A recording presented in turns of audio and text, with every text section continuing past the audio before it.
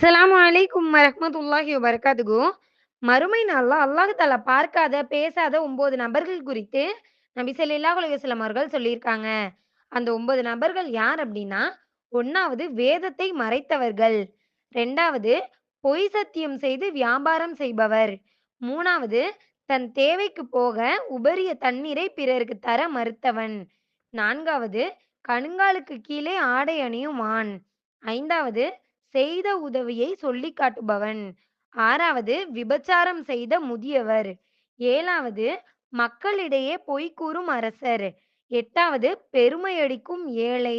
9வது ஆட்சி தலைவரிடம் உலக தேவைக்காகவே பையத் செய்து கொடுத்தவர். இந்த 9 நபர்கள் கிட்டயும் மறுமை நாள்ல அல்லாஹ் பார்க்க மாட்டான், பேச மாட்டான் அப்படின்னு சொல்லி நபி ஸல்லல்லாஹு அலைஹி வஸல்லம் அவர்கள் சொல்லியிருக்காங்க. எனவே இது போன்ற பாவங்களை விட்டு அல்லாஹ் நம் அனைவரையும் பாதுகாப்பானாக. அஸ்ஸலாமு அலைக்கும் வரஹ்மத்துல்லாஹி வபரகாத்துஹு.